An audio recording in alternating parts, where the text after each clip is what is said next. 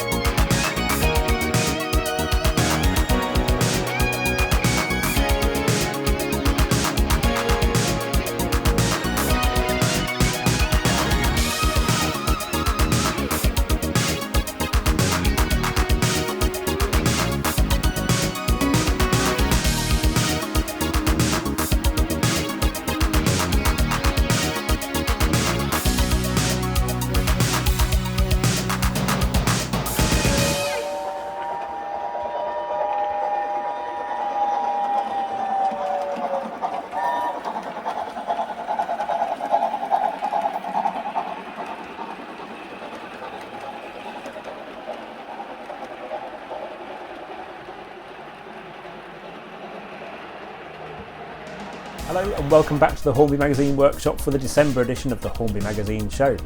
You join us here for a latest update on Topley-Dale as I continue work on the diversion route. We also present the Hornby Magazine Model Railway Awards for 2020. We've got a roundup of the new arrivals, plus the latest news as well. If that's not enough, we've also got the latest issue of Hornby Magazine on sale now. That's issue 163, the January 2021 issue of Hornby Magazine, and it features a 204-page package. We've got a 172-page magazine, plus a free 32-page guide to digital sound for beginners. Loads of features to get your teeth into and read, covering layouts, model projects, the latest reviews including exclusive first review of KR Models GT3, plus the full set of sound guides in our supplement. Also on sale now, and new from the Hornby Magazine team, is our 2021 yearbook. This is another huge project we've been working on, which includes a first look at our latest exhibition layout.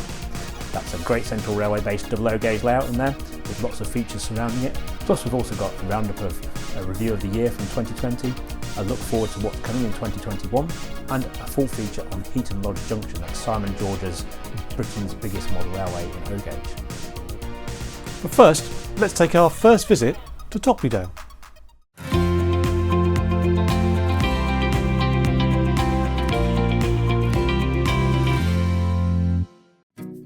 Tony's Trains of Rugby is located at Hillmorton Locks on the outskirts of Rugby. We are open Tuesday to Saturday 10 till 5 but closing early on Saturday at 4 o'clock. We stock Hornby Bachmann, Graham Farish, Pico, Gauge Master, Haljan, Oxford and Oxford Diecast, Acura Scale and more. We also have a large selection of second-hand models to suit all budgets. You can either visit us in store or reach me on 01788 543 442, visit our website tonystrainsofrugby.com or find us on Facebook.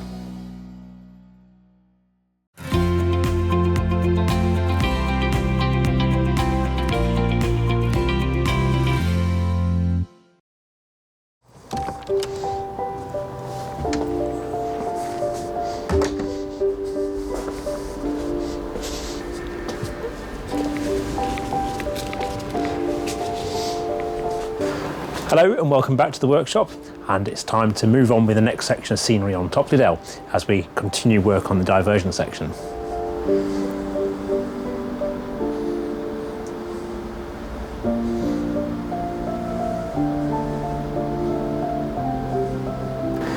So as you can see, we came to a point last time where we got the scenery complete up to a certain stage of this section of the layout, but there's now the rest of this area here which has got to be developed to bring it all up to the same kind of standard as what we've got there. So it's a bit of a multi-stage process to get this all now completed. I've got lots of little bits and pieces to do before we can move on with the big bits. Things like putting in a signal just there to stop trains going down towards the junction when I don't want them to. And then there's all the landscaping to do between the railway and the road, which could be interesting to do. Then I've got plans to have a viaduct along here, probably with 4 arches at the moment. I just have a nice long scene here with the viaduct in it again. It'll be a matching style viaduct to the other ones on the layout as well. So everything should fit nicely together and have that kind of continuous theme to it as well. Again, there's a few little issues to work around. When I did the woodwork for this originally, I'd always planned to have the road here, but I hadn't necessarily planned about what I was going to do in the next section between that support and the end of the drop frame bit here. So I'm going to modify that anyway, so that's going to come out. We're going to modify that support, then put it back in to make sure the track bed has plenty of support there as well. And then we can start moving on with actually making this look nice and scenic. So the first step is to ponder about what my first step's going to be. The first step is going to be to install the signal. So that's kind of the first thing I've got to do. So I've got to do a little bit of woodwork just to give that a little bit of support, and then I can start adding in the rest of the stone wall facing down in front of the roadway there.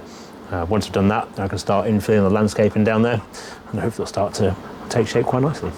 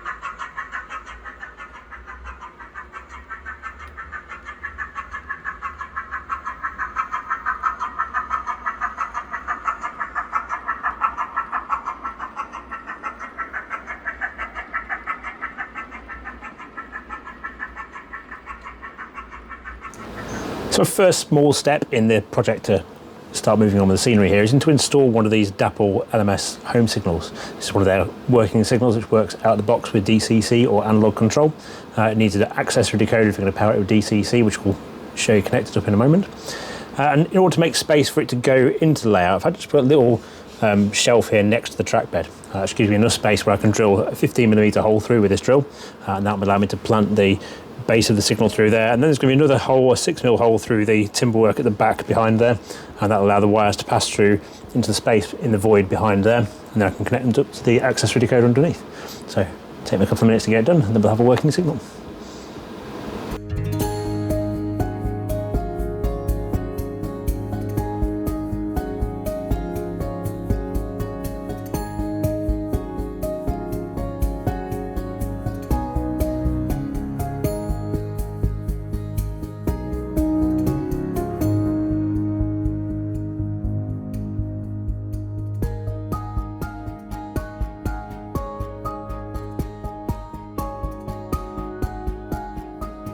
Okay, so now I'm adding in a new power supply from the main DCC feed to where I want to put the accessory decoder for the signals. So that accessory decoder, it's a Traintech SC3, and it's going to connect to both the stop signal we just put in and to a distance signal further on the layout as well.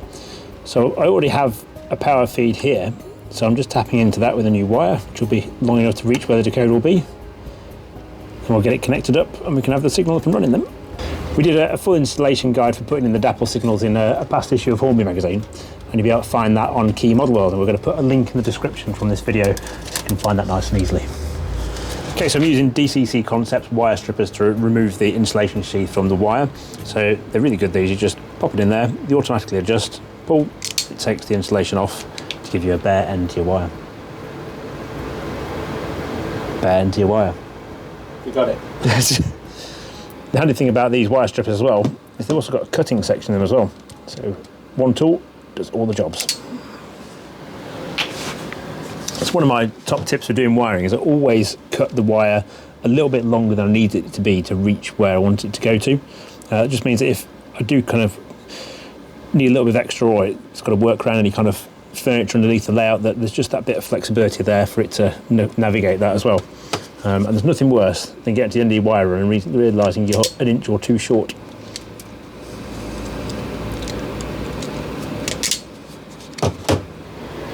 So while Mike's elbow deep in electrics, I thought I'll take this moment just to sneak a peek at the latest on Key Model World. So we'll join him again when the signal's up and running.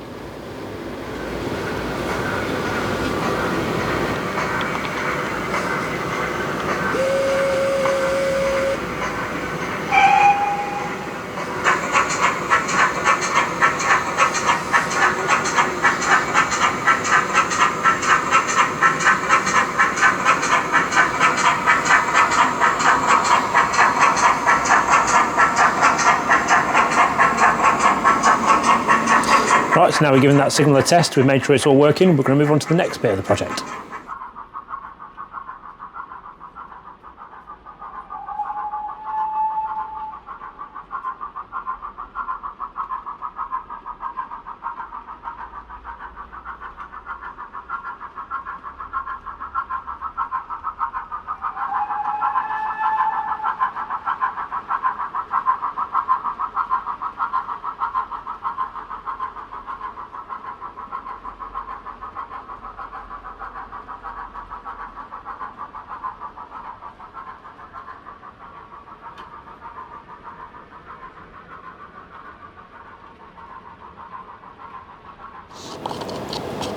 Okay, so far I've extended the stone retaining wall along behind the railway, and then I've come across a tricky bit, which is how I'm going to make the landscape between the edge of the track bed and the retaining wall.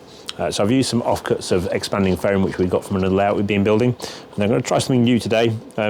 It may go wrong, it may go right, we're about to find out. So I'm using Woodland Scenic's hydrocal plaster, which is what I use for making the rock castings. So I've mixed it up in a fairly loose mix here with some water and the hydrocal plaster. I'm going to pour that over the top of the expanding foam blocks I've put in there and smooth that into place to give us a final surface on which we can make all the landscape. Let's see if it works. We're going to find out.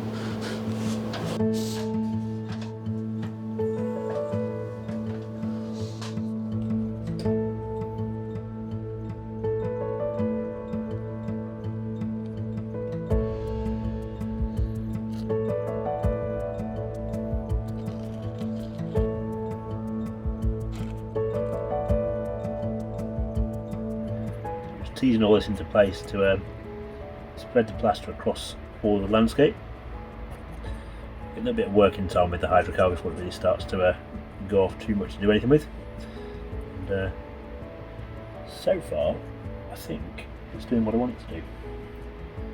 I need an extra layer up here, I think, by the look of it, but I've got a little extra in here.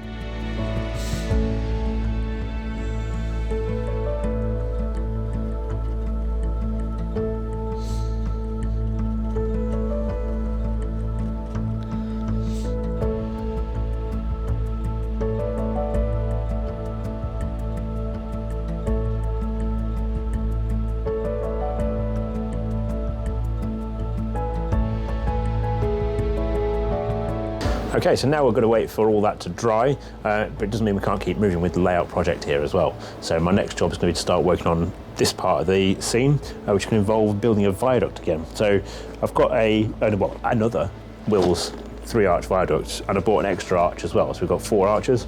So the intention is that that's going to run basically from, well, first arch will be the road, then we'll have probably an empty arch, then third arch will probably be river coming underneath, then the fourth arch will probably be empty as well, with the landscape starting to rise back up towards the main top deck here.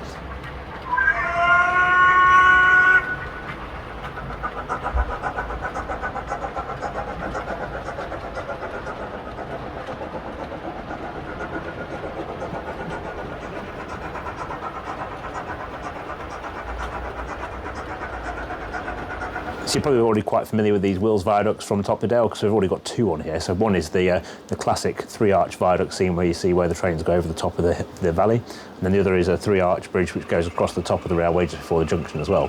So I wanted to kind of continue that kind of stone-built theme throughout the whole layout as well, so if it looks like it joins together and belongs. We looked at a few other options for the bridge, but none of them really quite fitted the scene as the way I saw them really. So we've got to move on with that next. And then as part of that as well, I have noticed I've got a bit of woodwork just to trim along here as well, because this is the wrong shape down here. So I've got a little bit of tidying up to do there. I've got to take this support out as well, because that's going to be right in the middle of an arch at the moment. So that's going to come out and it's going to move across a few inches to be inside one of the arches as well. Sorry, inside one of the supports for the arch as well. And that will move us on nicely.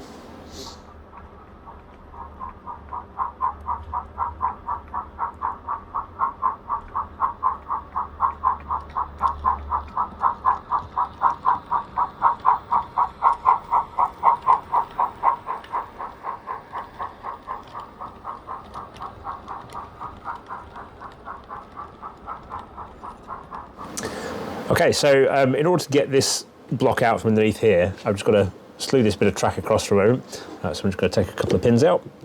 Don't worry, the pins will not exist in the finished formation on the concrete track. They'll be coming out. Because, to be fair, they don't look quite right in concrete track. Just got enough movement there to push that across. So we can now take that screw out.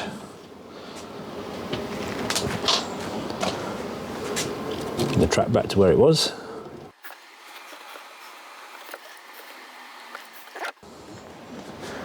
Then take the next screw out.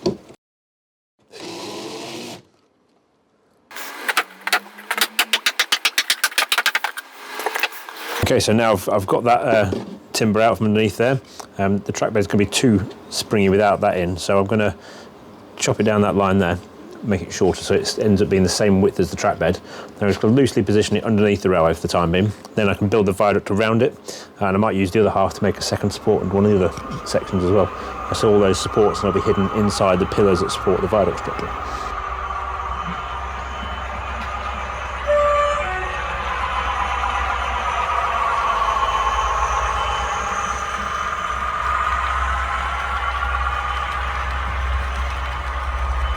Okay, so now I've cut the block in half. I'm just going to temporarily pop them underneath the track bed, like that. This just means that my track bed's not going to flex around too much whilst we're working on it then as well. So, but I'm not going to fix them in position to the track bed yet, because I want to get the viaduct built, and then I can adjust those around as required to fit around that. So I probably should reconnect the track as well. Let's get that done.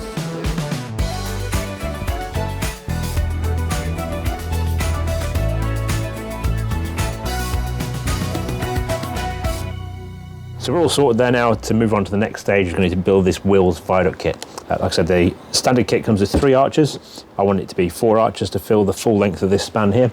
So I've got an extra arch kit as well. So I'm going to go and get my craft knife out and my plastic cement, start chopping pieces or sprues and stick it all together.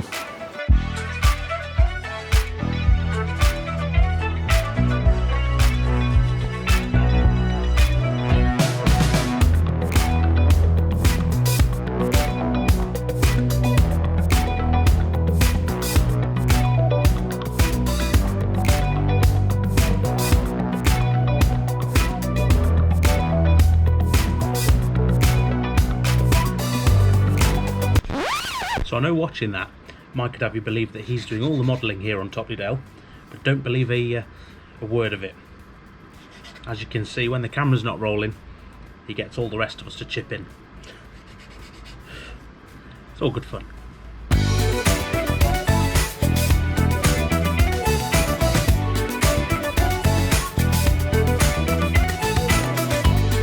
Okay, so here we go, just like that. One bridge ready for installation on the layout. Now, if you are wondering, we are going to be doing a step-by-step guide on this in the staff project section of Hornby Magazine as well. That'll be in our February 2021 issue, and I'll be showing a bit more detail about how this bridge was built and how it's been painted and finished as well. So, having built the bridge, I actually changed my mind a little bit along the way. So originally I was going to build it so that the frame would fit underneath the current plywood deck, and we'd have kept the track bed as it is. And then whilst I was building, I realised that really the bridge kit went together better when the top deck panels from the kit were put into it. So I've built those in instead. So what that means now is I've got a little bit of surgery to do to actually get the bridge to fit in here. So its position is going to be guided by where the road is. So that's going to set the centre point for that first arch there. So it will just be around about there. What I'm going to do now is I'm going to take out, I'm going to cut the track about here on the outer circuit, or inner circuit actually. Take that section of track out. The same on that line as well, take that section of track out. Mark the timber frame, so we've got a mark to cut, and then we're going to cut that middle section of the plywood out. That'll allow this bridge to slide into place, and then we'll have a new track bed in place to start laying the railway across. And now, as one other thing I'm going to do before I do that as well, think about this being plastic, it's going to be a bit hollow in there. So I'm going to put a bit of, some Wooden Scenics track bed foam across underneath that as well. So it'll fill the gap and the void between the inner arch and the top deck of the track bed as well. Which can be a little bit of sound deadening on there as well to stop it sounding like a baked bean can when trains run over the top of it. Right, off we go.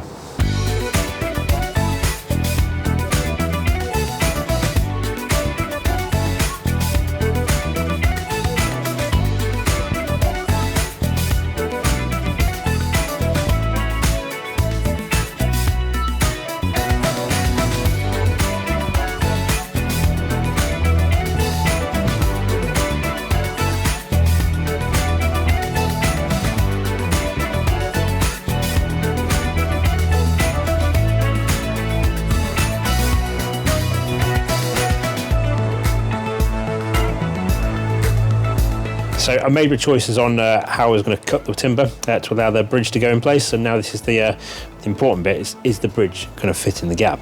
And the answer is yes, it will.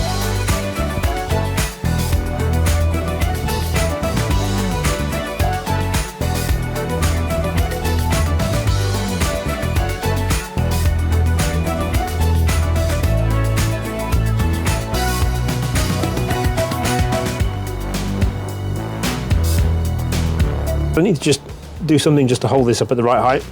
So I've got a spare bit of a wheel stone walling, see if that's the right height. Just slide that in underneath. And it's way too high, so not the right piece. Put that back in. Let's try this piece instead. It's a flat piece of 1/2mm plasticard, which is near enough exactly the right height. So that will solve that. So I'm obviously eager to get the track back across the bridge and get trains running again here on Toppydale, but I need to just steady the horses because this whole bridge needs painting now, and a lot of that I can't do once it's in situ. So I'm going to leave the bridge not attached to the layout. The first thing I'm going to do is I'm going to turn it upside down, putting a mortar course onto all the brickwork underneath the arches, then I'll come and start putting the main base colours onto the front of the bridge as well. It's going to take me a little while though, so do bear with me. Be back in a bit.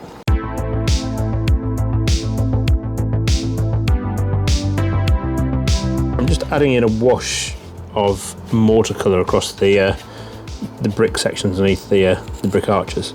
I'm using a Woodland Scenics concrete coloured paint, which I've let down with some water. This is a nice thin mix, and hopefully, as you can see from that arch, it's I think it's quite good once it's settled in. I always find it's easy to overfill on this and then wipe away excess. And that should leave it all in the lines between the bricks then.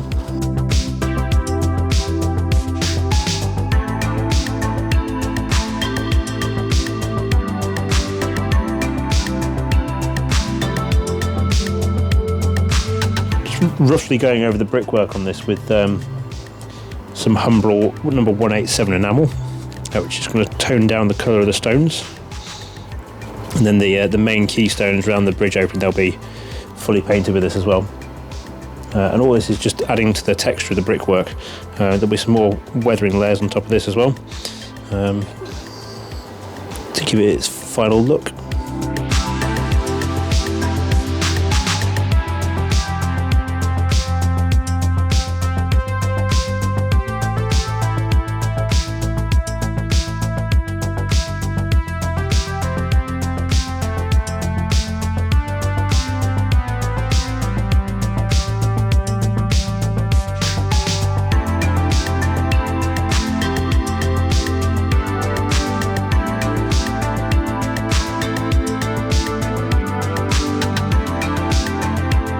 Okay, so I made fairly rapid progress through the paint. So this is all pretty much dry brushed apart from the bits around the keystones around each bridge arch opening. Really nice, easy process. I've just got the inside of the bridge to do on both sides and a little bit on top as well. Then I can get this bridge set into place and we can then do the final finishing touches of colour on it after that.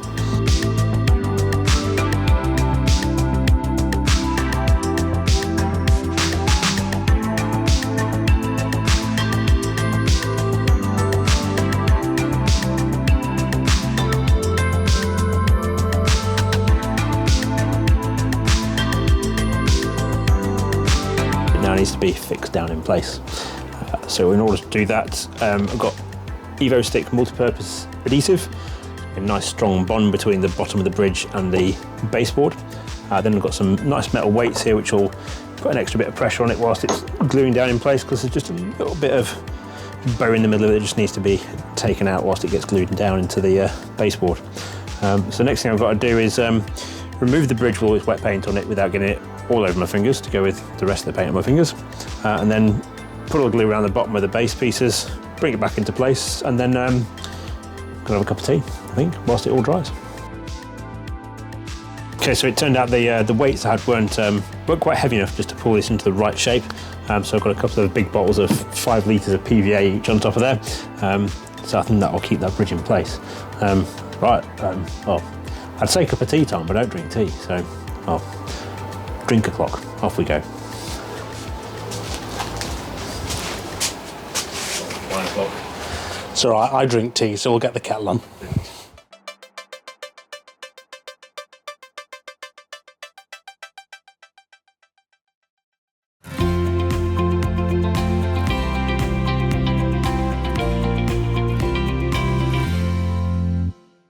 I'm Chris Tippin and the shop is called TTCDIECAST. The shop's 107 Nottingham Road in Derby. We sell the ranges of Pico, Metcalfe, Hornby, Bachmann, Farish, Dapol, Helgen, basically all the main manufacturers for O&M. We do North Cordy, FE, Britbus, all that sort of stuff, and we do new and second hand. Website is the main point of contact, ttcdiecast.com. Shop phone when the shop is open on 01332 343 943.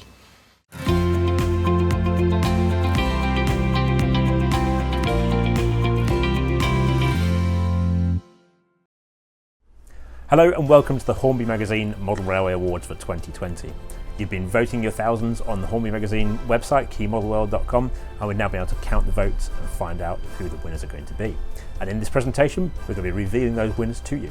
It's a strong field of entrants in the 00 Gauge Locomotive of the Year award, and the top 3 were: in 3rd place, it was Hornby with its Stanier Princess Royal 462. In 2nd place was the Hatton's new 00 Gauge Class 66. And in 1st place was Hornby's fabulous model of Stevenson's Rocket for 00 Gauge. Stevenson's Rocket was announced in Hornby's 2020 catalogue and was released as 2 versions as a train pack. The first was released in Triang branded packaging to celebrate Hornby's centenary in 2020, with the second version being in Railway Museum packaging with a different set of carriages.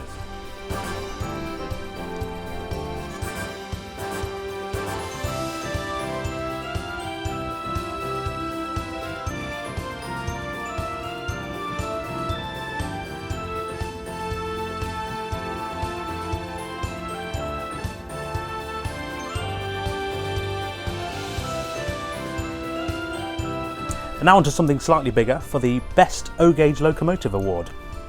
In 3rd place we have the Hatton's A3. In second place we have the Dapol 14XX, and the winner of the Best O-Gauge Locomotive was Hatton's Gresley A4. The model was released in a range of liveries covering its entire history, from LNER to BR periods.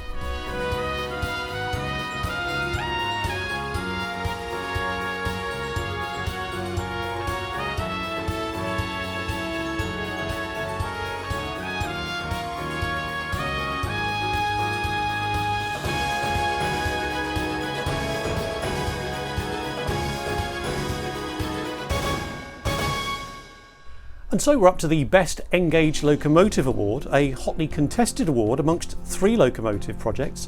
In third place it was Dapol's Prototype HST. In second place, Dapol's Class 50 Cocoa Diesel. And in first place, EFE Rail's Class 17 Diesel. The Class 17 was EFE Rail's first ready-to-run N-Gauge locomotive for the brand, which only launched earlier this summer. It's available in a range of liveries from BR Green through to BR Blue and industrial schemes.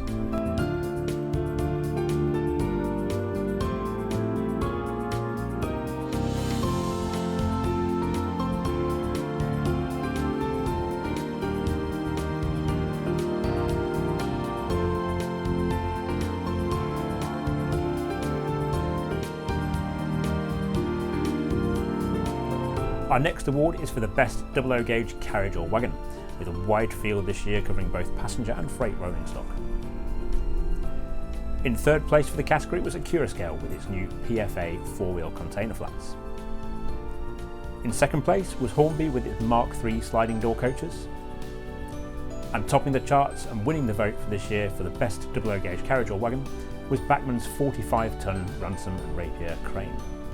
Bachmann's new 45-tonne Ransom and Rapier crane was highly detailed from the ground up and included working features such as its posable jib and movable hook, as well as moving pistons and gears within the crane body. It's been released in a number of liveries covering GWR, Southern Railway, British Railways and later BR Red periods.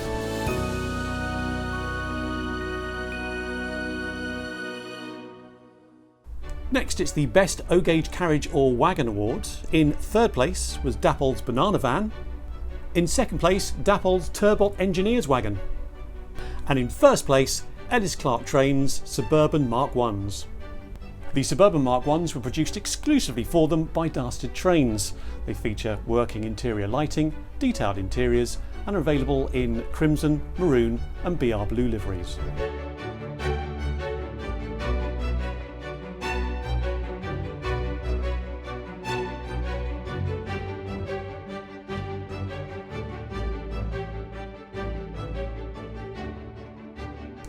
Next we come back to N-Gauge and the Best Carriage or Wagon Award for 2mm scale. In third place was the Graham Farish Mark II F Carriage Collection. In second place was Revolution Trains Sturgeon Bogie Engineer's Wagon. And winning the category this year is Graham Farish with its new collection of Thompson carriages. Graham Farish's new collection of Thompson carriages models the corridor stock introduced towards the end of the LNER era. The first batch will release in LNER faux teak as well as BR carmine and cream livery, with highlights including full interior detail, neatly presented livery and turned metal wheels. And now for the Innovation of the Year award. In third place we have the Accurascale illuminated Rory buffer stops. In second place we have West Hill Wagon Works magnetic couplings. And in first place we have Dapol's GWR bracket signals.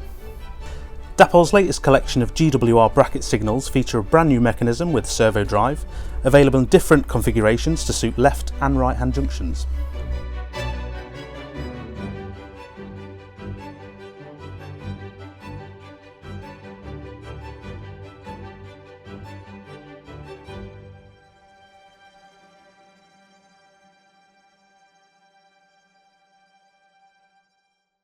And now we're up to Specialist Retailer of the Year. In third place was DCC Concepts. In second place, Metcalfe Models. And in first place, Scale Model Scenery. This is the second year in a row that Scale Model Scenery has won Specialist Retailer of the Year. They've quickly carved a niche in the market for their range of laser cut and 3D printed models and accessories. And now on to Retailer of the Year. So in third place we have Kernow Model Rail Centre. And in second place we have Rails of Sheffield. And the winner of the Retailer of the Year award this year goes to Hatton's Model Railways. Hatton's has risen to the challenge of 2020 in offering innovative solutions to service its customers. Now we come to the prestigious Manufacturer of the Year award, which receives the most votes every year in the Hornby Magazine Model Railway Awards. In third place was a Curascale. In second place came Bachmann Europe. While in first place for the second year running was Hornby Hobbies. Hornby's achievement of the Manufacturer of the Year award in the Hornby Magazine Model Railway Awards is a fitting tribute to the manufacturer in its centenary year. It's had an extensive range of products released during the year, with highlights including the Stanier Princess Royal, Stephenson's Rocket and much more besides. And now for the final Hornby Magazine Model Railway Award, it's the coveted Lout of the Year. In third place we have Simon George's Heaton Lodge Junction. In second place we have Cliff Parsons' Gresley Beat. And in first place we have Lewis Bucknell's Yorkshire Dales Model Railway. As we conclude the Hornby Magazine Awards, join us now as we take a look at Lewis's layout.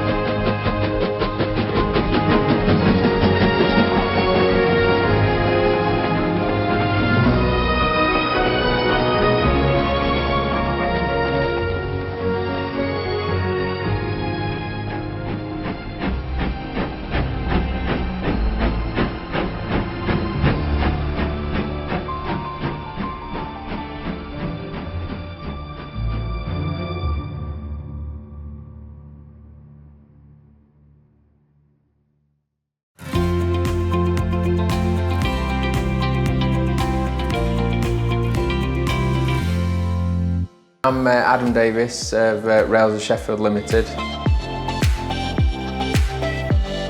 We're a family-run business. We've been trading for over 50 years now. We've also been voted Retailer of the Year for the last 2 years running. We sell any age, any gauge, tens of thousands of items for all major manufacturers, continental, American, from your N-gauge, Z-gauge, right up to live steam, ride-on. We do many in-house exclusives, all available on our website, railsofsheffield.com. The address here is 21 to 29 Chesterfield Road, Sheffield, SA0RL.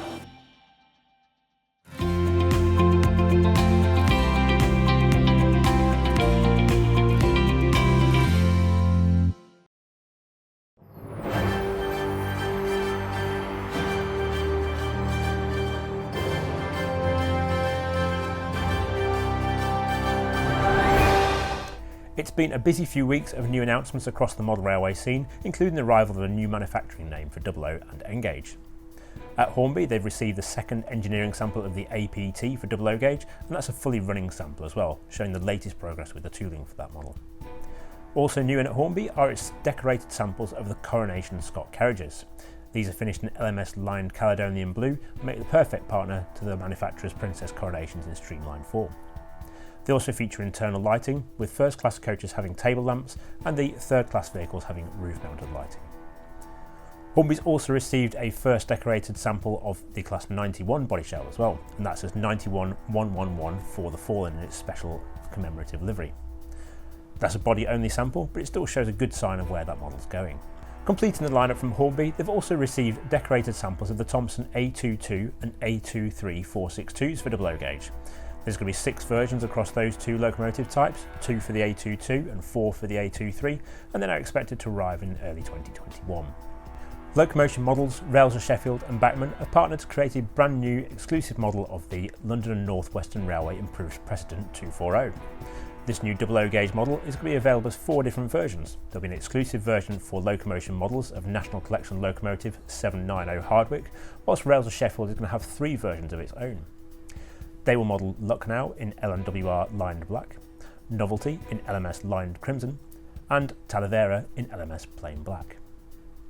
The model is due for release in mid-2021 and will feature a 21-pin decoder socket in the tender, as well as a factory-fitted speaker, and you can see more on the Hornby Magazine YouTube channel in our dedicated video about that locomotive.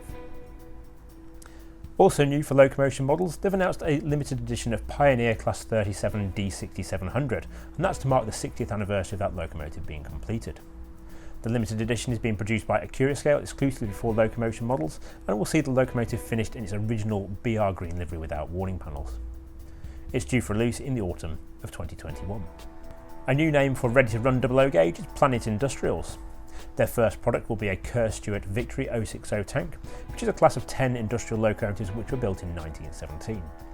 The model is going to feature a Next 18 decoder socket, sprung buffers, NEM coupling pockets with small tension lock couplings, plus it'll have a factory-fitted speaker as well. Release is expected in 2021. Also returning to the British market is Rapido Trains, with a quartet of new announcements across 00 and N-gauge. In 00 gauge, they're going to be producing the Great Western Railway 15XX 060 pannier tank, as well as the 16-inch Hunsler 060 saddle tank, while those will be joined by a Great Western Railway designed gunpowder van. In N-gauge, their plan is to produce the Kobo Class 28 diesel, while they're also adding to their range of 176 scale buses with a West Midlands fleet line. Their new models are due for release across 2021 and 2022, and we'll have more details in the next issue of Hornby Magazine. The latest issue of Hornby Magazine features a roundup of the latest news from across the model railway scene, plus you can keep up with the news as it happens at keymodelworld.com throughout the month. Right, that's the end of the news, and it's back to me at Topley Dale.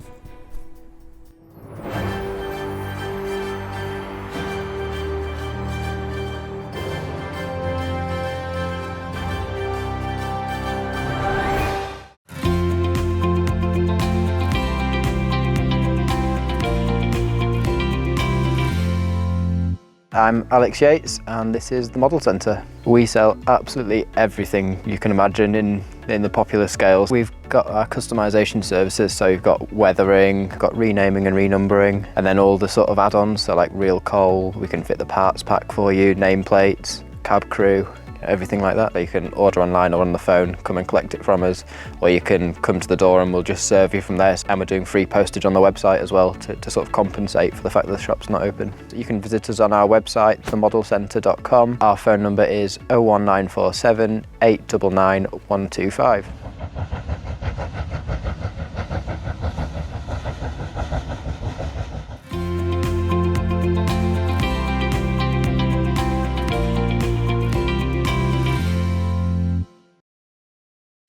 Brilliant, right, so I've had my drink and it's time to see whether this bridge is now stuck in place. I've done the important thing of leaving it alone, which is a really difficult thing for me to do. I'm terrible at wanting to fiddle with things whilst they're still setting in place, but I've been really patient. I've left it for a good hour so it's all set in place, so we can now take these bottles off and fingers crossed the bridge won't ping back up. So here we go, let's see what happens. Oh, look at that. It's all worked. It's not moved, it's not bounced up. Excellent, Evo stick's doing its job. Okay, so next then, I've got a little bit of adjustment to make. I have now noticed, ironically, that even though I put the extra little packing piece in just here, that actually now the track bed is higher now than here. So I'll take that packing piece back out again now. It's a good job unscrewing it all in place. So out with the packing piece, back in with the support. Get that right up to the edge of the deck there. Right, so that's all ready. Yeah, we can cover the joints at each end of the bridge and then return the track into its original position. So for those of you who watched our previous edition of the Hornby Magazine show, you'll realise I've got a bit of a liking for using masking tape in modelling. I'm back with my favourite material now. I'm just going to use it to cover the joints between the wooden part of the track bed and the bridge, just to make sure that when we come to do ballasting that all the ballast doesn't just fall down in between the bridge, because that would be a bit of a waste of ballast really. Just a little bit of masking tape. I need to cut this to length to fit. So this masking tape is literally just to cover the joint, so it's not really providing any other purpose. Doesn't matter if it sags a bit in there. It's going to stop the ballast from all falling through and disappearing off the layout.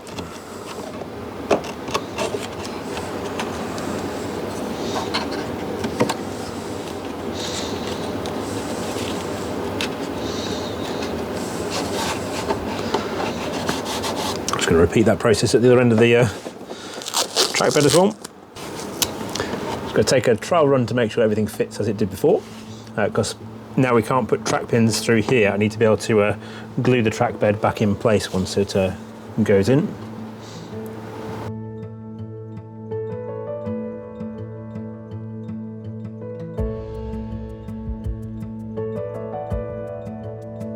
So now what I'm doing is I'm putting a layer of PVA, no it's not PVA at all.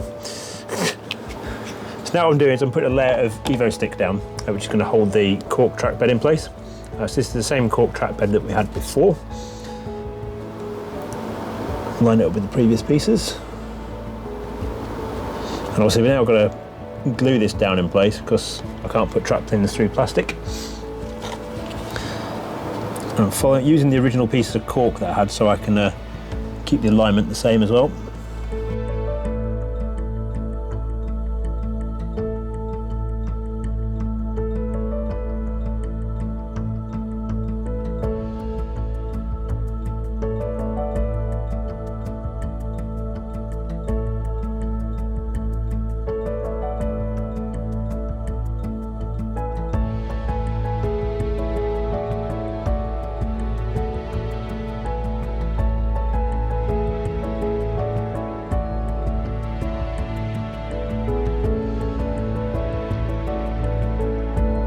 So here comes the fun bit. It's time to make sure the track works and to run a first train across the bridge. Maybe we should have had a little ribbon across as well for it to break. Maybe not. It's got one of Bachmann's new Class 24 ones, which has got a Zimmo sound decoder in it.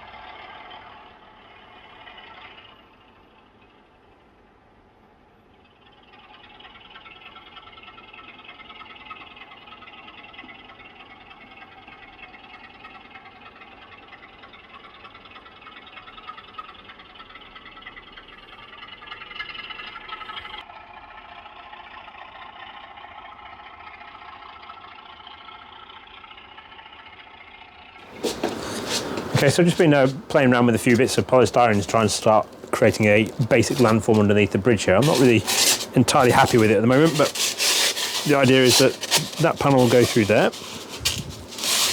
Then we've got a little bit that fills in the infill at the back there. No, let's go the other way around. There's a little infill to go around there. A panel at the front, so that's raised all the land underneath most of the bridge. and then I've got to decide what to do with the road here. I think the road needs to just come up a little bit, because I don't want it to be sitting too low, but I also don't want to be too high either. Let's have a look and see how it looks. What happens if we put it up at that height?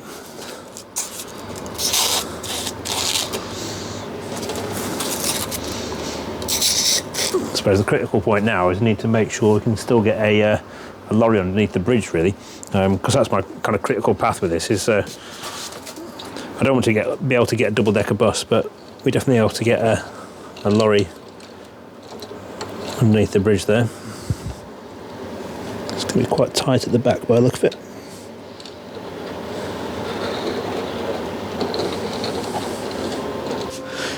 So I think that's a little bit high, so I'm going to put out these bits of polystyrene and all their scraps as well, and have a look at something about half the depth of that and see how that looks. So that already to me looks better. Yeah, much better clearance now.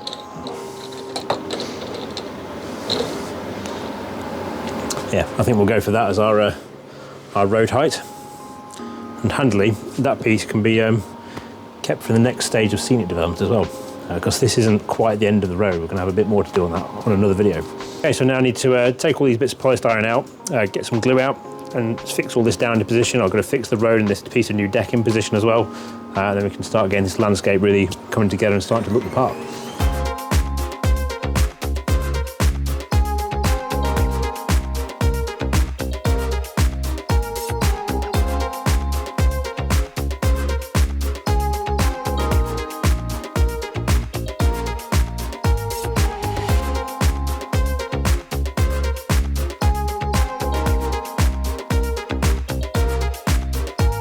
Okay, so I'm working towards the scenery at the moment. It's all a bit of a kind of a as we go along type scene, this one. So I want to have a waterfall coming down the back here. So I've been building up a bit of ground underneath where I want to place this rock. So it'll give me space for the water to run down there, and I'll use some of the hydrocal underneath to complete the rock way into the waterway at the bottom here. So that'll be a nice waterway underneath the bridge. It's all just about creating a bit of interest around this bridge now, without it looking too forced and flat, really. So it's going to be a bit of an interesting project, this one, especially with my lack of access to do grass work underneath the bridge.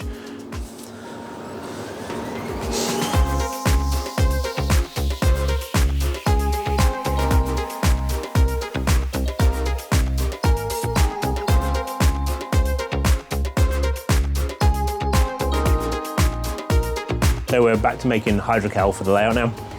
So I've got Woodland Scenics lightweight hydrocal. I've got 2 cups, so one to put the plaster into, one for water, bowl to mix it in, and a bit of water as well. So basically it's 1 1/4 cups of the powder to 1 cup of water. And as you know, it's less than 1 cup of water. Actually, I think it's half a cup of water. Instructions on the packet for those that want to read them.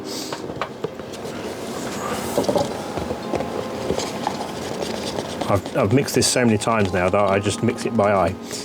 It's probably not the best way sometimes.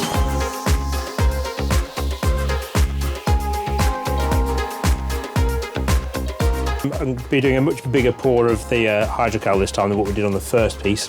So I'm just making sure all the pieces of polystyrene in the back there are in the right place, and then with a little bit of trepidation, I'm going to pour on this mixture and see how it sets. Worst case is I'll be picking it off in the morning.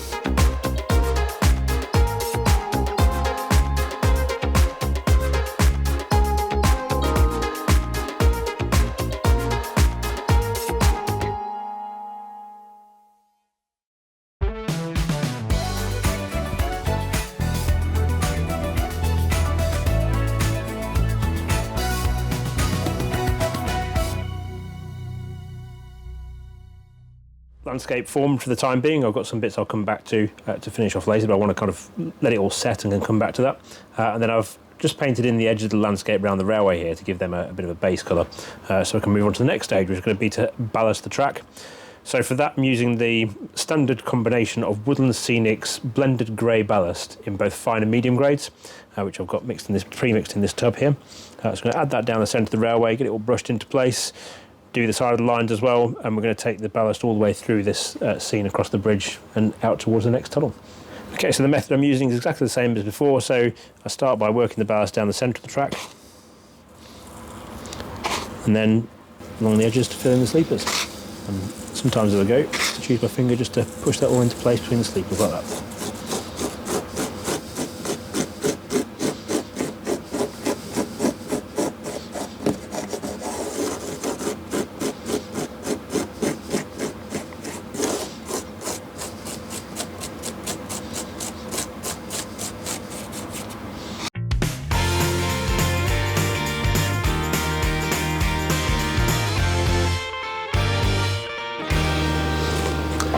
Right, there we go. That's all my loose ballast in place. Next job is now to go and fix all that down. I'm using a slightly different adhesive, which is the same one as I used for the other parts of the layout over there. I'm using SBR adhesive, which is a kind of a PVA type adhesive, but it's much thinner, which is nice and easy to water down as well. So that will be a nice quick job for me to get all this fixed in place. Then after that, it's time to leave the workshop, leave the heater on, and hopefully this will be dried out ready for our next session then.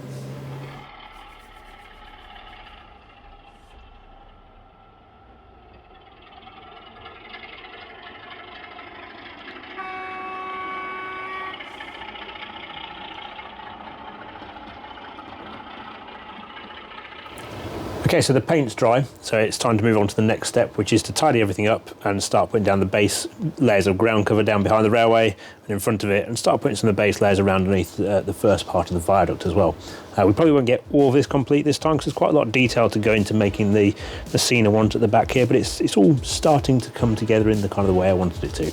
So, right, Warwickshire Scenics basing glue, Woodland Scenics fine blended green turf, and off we go.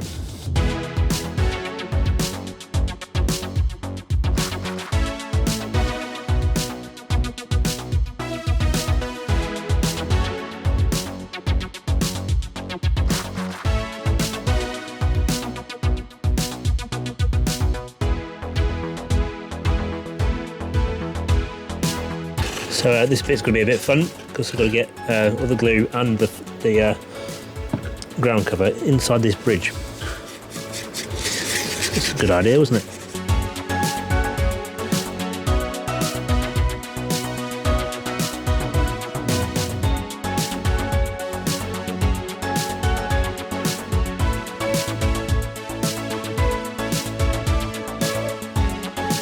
So one of the plans I've always wanted for this part of the scene is to have a waterfall coming down behind the railway and then flowing down into the stream underneath the viaduct. This wasn't the plan for how to do it. I had a bit of an accident with the PVA earlier. The top wasn't quite screwed on right and it made a bit of a mess. However, PVA can be manipulated into water with a bit of care. So we'll see what we can create from this. If we end up having to come back and do a bit more work on it later, so be it. But I think it's worth a go to see what we can do. Okay, so we're using a lot of Woodland Scenics products, and one of my actually genuine favourites of the Woodland Scenics range is their fine leaf foliage. I could use this by the truckload.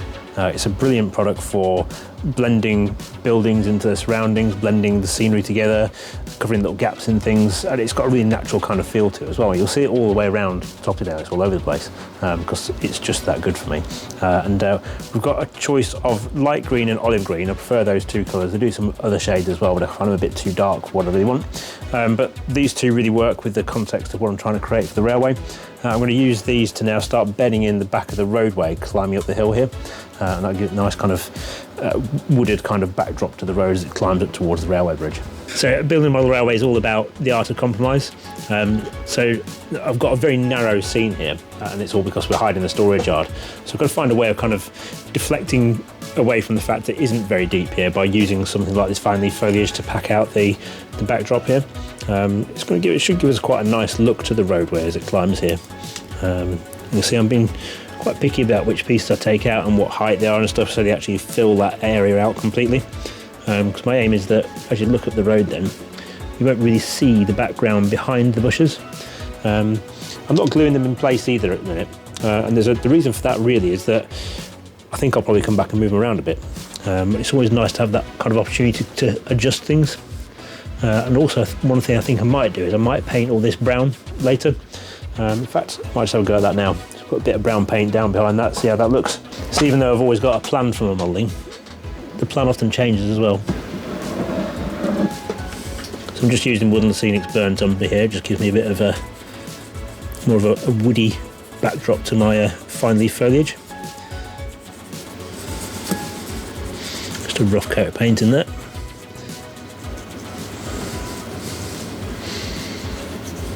And all this will do is just disguise the background a little bit. If that works on that section, we'll do a bit more of it.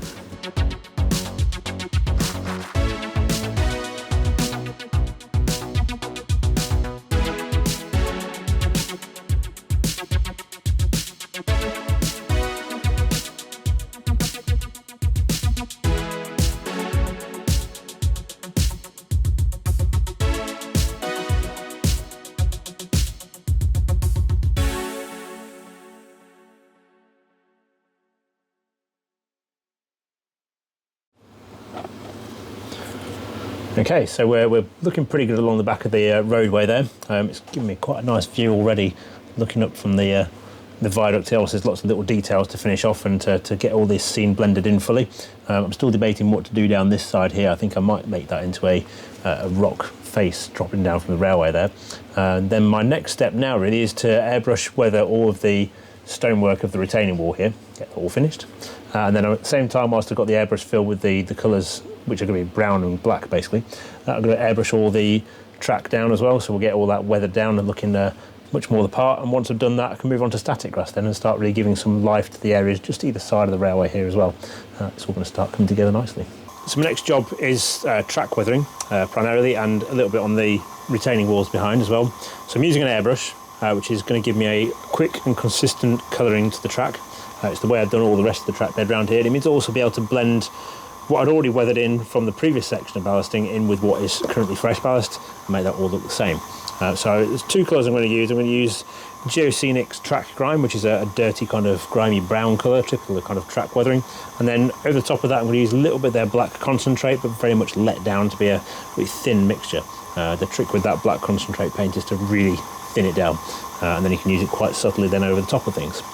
So two colour approach, brown first, track grime, black second, and then we'll have a nice looking weathered railway line for the trains to run through.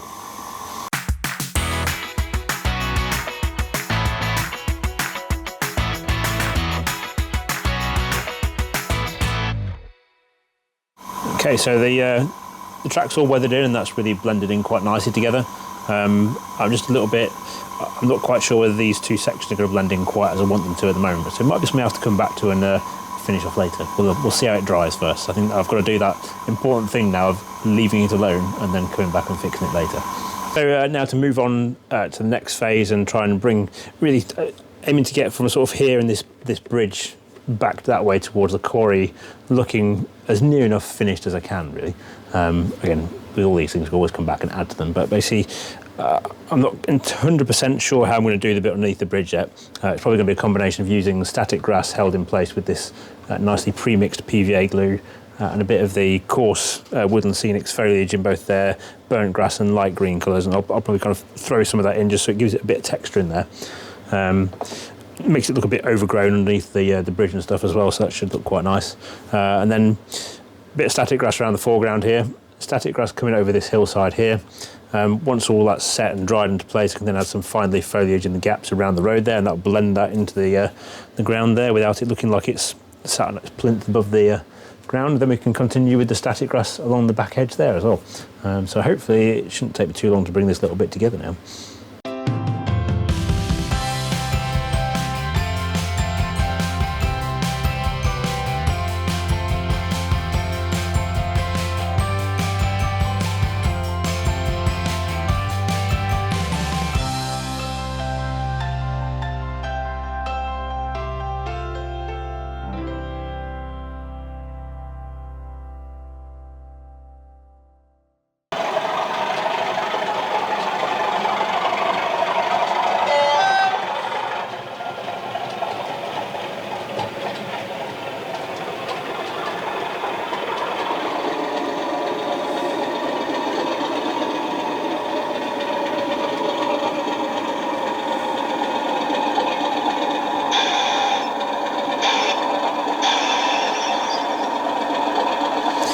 Okay, so I'm really pleased with how the scene's now come along.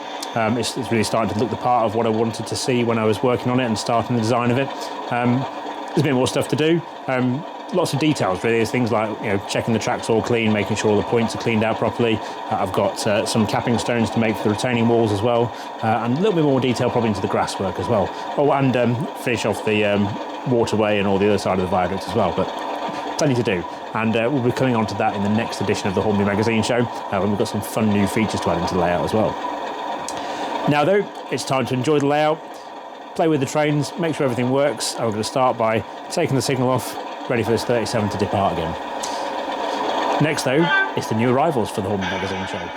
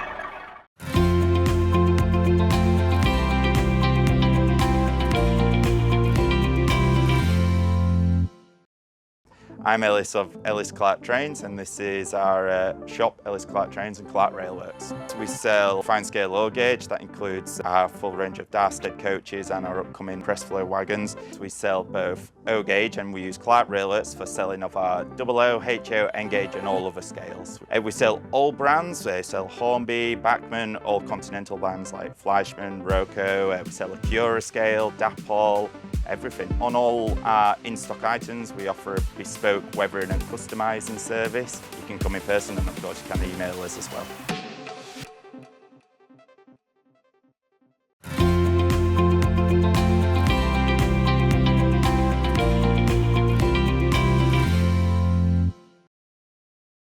Well, as you can see, we have a veritable smorgasbord of new items that are available this month, including the Curascal JTA, PTA, JUA wagons.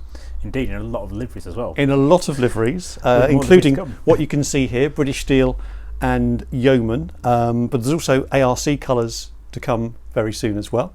It's also available in VTG grey and also in grey with the orange. Yeah, the earlier British Steel livery as well. Yeah. So yeah, you've got a full collection of wagon liveries there to cover the wagon's existence basically from 1972 up until their withdrawal in the early 2000s. So, and there's inner and outer versions of those wagons as well, isn't there? That's right, yeah, great selection of wagons there. Yeah, absolutely. And then on the front there, we've also got the Hattons Class 66, and that's back on the layout because in this issue of the magazine, we've also installed digital sound into that, showing how you can fit a Locksound sound decoder and a Rail Rumble speaker into that logo.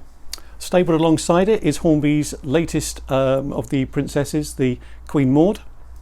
46211 in BR Green, which is its first time that the latest tooling in the Princess has been available in BR Green.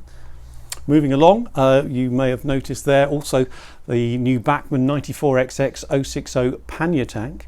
We've got the standard version in BR Black with the early crests there, and then alongside it the special edition that's been done for locomotion models, which is the GWR Green version with lots of lovely presentation elements to it, including the bright buffers, burnished buffers, and the burnished metalwork.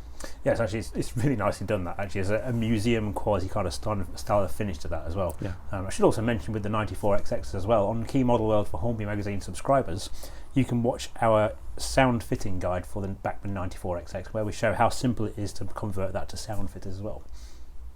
Parked up in the station is KR Models GT3, which has been very excitedly awaited, this one, in its beech leaf brown. That is the correct colour, yes, beech leaf brown for the locomotive and Brunswick green for the underframe. It's quite an unusual livery, it's really very striking. It's a beautiful model, and if you look closely at the etched detailing, it's just superb. That's fantastic, isn't it? And we've got an exclusive first review of that in issue 163, and again you can watch a video of that running on our website at keymodelworld.com. And just towards the rear of Topley Station, you might just glimpse the new Dapple Mogul, the 260 in BR Black with early crests, and lots of detailing to that, including representation of the inside motion, and just looks superb as well. Yeah. And another interesting thing about the Mogul as well is the what we call probably technology with that as well. It's got a really nice kinematic clip together coupling, so it's a power coupling between locomotive and tender. There's no trailing wires between the two halves of the model, so actually GT3 has got a no wire plug as well, slightly different design. And the Mogul's also got a DCC decoder board in the smoke box, which you can extract it so you can fit a decoder to it. And it's got space for a speaker on that as well, and space for a second speaker in the tender, plus firebox. There's so many things to talk about. It's great, isn't it, that there's so much now being incorporated into these new models. I mean, for an off-the-shelf product, that's got a lot of features in there for the modeler. And of course, last but by no means least is the special locomotion models edition of the 060 Terrier there. Yeah, that's right, that's been done as Box Hill, so that's the one that's part of the National Collection. Again, a little bit like the pannier we mentioned, it's got that kind of museum kind of quality of finish to it. Love the little copper cap on the chimney of that, it's really nicely done. Beautiful, isn't it? Yeah. And then there's actually there's 4 other locos I want to mention as well. Because we mentioned in the video already, we've done a free 32-page guide to digital sound for beginners with this issue. And on the layout around us, you may be able to spot a few of those locomotives lurking as well. So we've got a Stanier Black 5, which we put a Dolan & Haas 8-pin sound decoder into and a speaker in the tender. We've got a Hornby Class 31 over on the diversion route over there in BR Blue, which has got a Hornby TTS decoder in it plus a upgraded speaker. We've also got one of Kerner Model Rail Centre's D600 warships, a model that I was really looking forward to when they came out. I think it came out, was it 2019 that came out? Yes, it did, yeah. And we've shown how to install sound into that using a 21-pin decoder and the solder tabs you get on some of the 21-pin decoder boards. Plus, we've also done a printed guide to installing sound in the new Bachmann Johnson 1P044 tank as well, which was in our previous edition of the Hornby Magazine show. So, absolutely crammed full of models in this latest edition of the magazine, and as you can see from the new arrivals, lots to read about. Lots to read about. And all the new things, the new items here, are all reviewed in full in the magazine. Plus, for Engage followers as well, we haven't forgotten you. We've also got a review of the new Graham Farish refurbished 31 as well, and you can expect to see more on that in the magazine and online at Key Model World. So that brings us to the end of the new arrivals for this time. I'm quite impressed by what's here, really. To be honest, it took me a bit by surprise, really. It's amazing actually how much has come in over the past month or so. That's right, yeah. That's excellent. Right, onwards.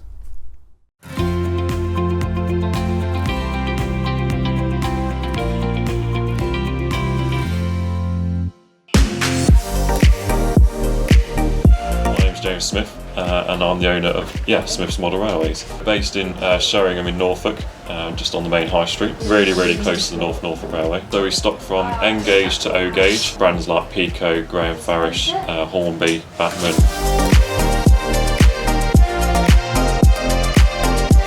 Just launched our new loyalty card just after lockdown when we reopened. So we also offer these gift vouchers. You can either contact us via our telephone, email, or with our contact form on our website.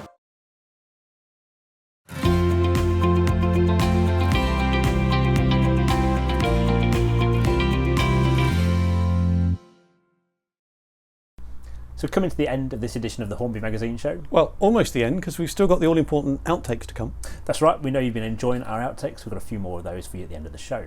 Plus, don't forget our latest issue is on sale now. That's issue 163, the January 2021 edition of Hornby Magazine, and that comes with that free 32-page beginner's guide to digital sound. Plus, if you hop over to keymodelworld.com, you'll be able to watch our latest videos there covering both the models we've fitted with sound for the supplement, as well as the latest arrivals you can see behind me on the layout here. Plus, we've also got our new Hornby Magazine yearbook on sale now, available in softback and hardback. It's available from stockists nationwide, and if you follow the link in the description below, you can also purchase it online as well. Makes a great Christmas present. Indeed. So thank you very much for watching. If you have a favourite part, do let us know down below in the comments, and don't forget to subscribe. Otherwise, we'll see you in the next one. Bye for now. So coming towards the end of the show. Well, nearly the end of the show, because we've got the all-important outtakes. Now that's the National Railway Museum engine, which is on display in one of the museum buildings that they have, in one of the places that they are. Engine 163, the January 2021 edition. I'm so sorry. At least we'll have some outtakes this month.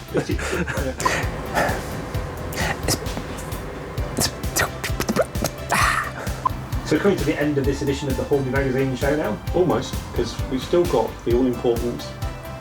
What are they? Yeah. For those of you who saw last month's episode, you'll realise that I like to use masking tape a lot in the model railway construction. Can I say that again? Because I said I like to use masking tape a lot in modelling. Exactly. Shush car. You can read our full review of Dapple's new Great Western 43XX260 in the latest issue of Hornby Magazine. That's issue 163, our January 2020. Yep. So coming to the end of this edition of the Hornby Magazine show. Well, almost the end, because we've still got the all-important outtakes to come. That's very true. We know you've been enjoying our outtakes. Well, almost the end, because we've still got the all-important outtakes to come. That's right. We know we've been enjoying the outtakes as well. But it's supposed to be you enjoying them. Outtakes? That's going to be another hour. Outtakes. Well, almost the end. We've still got another hour of outtakes. So coming to the end of this edition of the Hornby Magazine show. Well, almost the end, because we've still got the... Sorry.